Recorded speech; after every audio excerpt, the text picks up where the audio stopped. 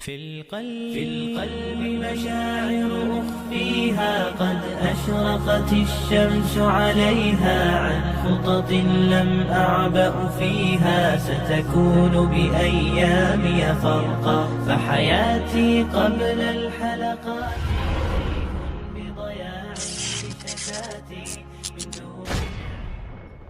Bilal ibn Rabah was born into slavery, a condition that was compounded after he became one of the first believers to follow the teachings of Prophet Muhammad. Bilal's father was an Arab slave, and his mother was a former princess of modern-day Ethiopia, who was also enslaved. Bilal was ruled by a master who punished him for his conversion to Islam. He dragged Bilal around Mecca, encouraging people to mock him. He even tried to force him to renounce his faith by placing a large rock on his chest and pinning him on the ground.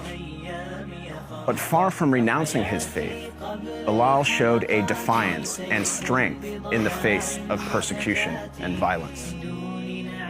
Impressed by Bilal's steadfastness to the Islamic faith, Prophet Muhammad sent one of his closest friends, Abu Bakr, to pay for Bilal's freedom. Once freed, Bilal rose to prominence in the early Muslim community.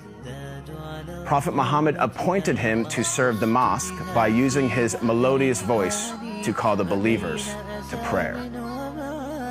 Bilal was a black man, and for some, his blackness made him unfit for such an honor.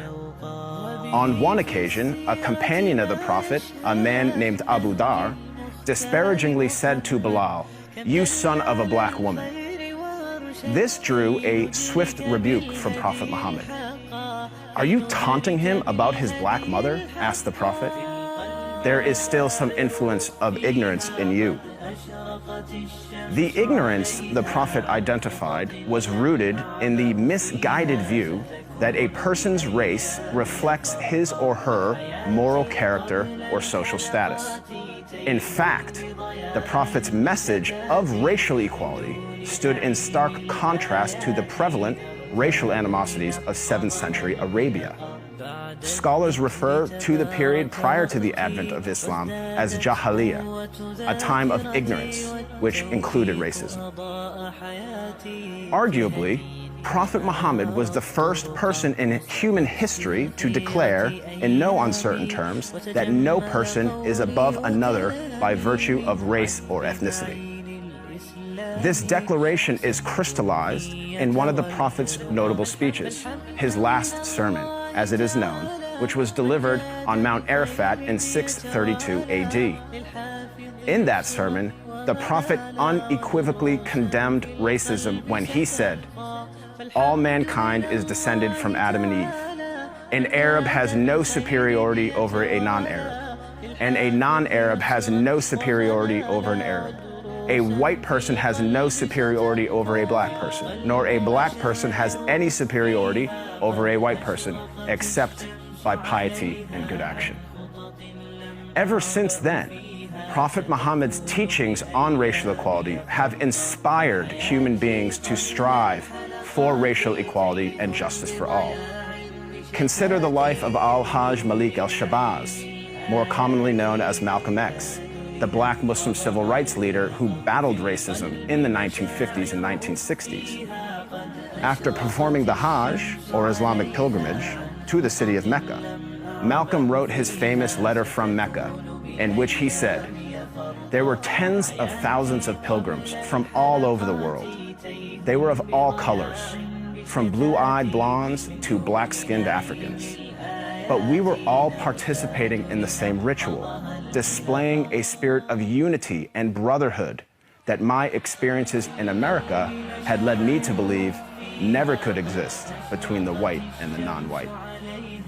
He added that he had never before seen sincere and true brotherhood practiced by all colors together, irrespective of their color. The Hajj for Malcolm represented a shift away from racism and towards racial equality. The teachings of Prophet Muhammad encouraged all people to strive towards anti-racism, which is quite different than simply non-racism. While non-racists do not openly express prejudiced views, they also do not work to dismantle racism in any given society. The Prophet of Islam actively challenged and dismantled the covert, the overt, and the systematic racism around him.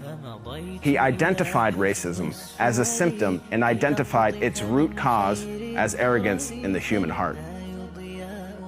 As our world becomes more and more diverse and interconnected, it is imperative that we strive to follow the teachings of Prophet Muhammad.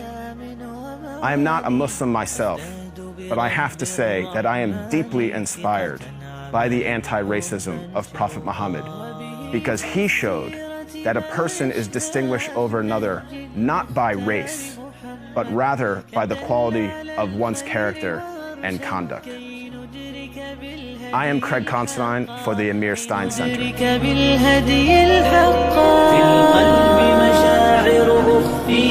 في القلب مشاعر أخفيها قد أشرقت الشمس عليها عن خطط لم أعبأ فيها ستكون بأيامي فرقا فحياتي قبل الحلقات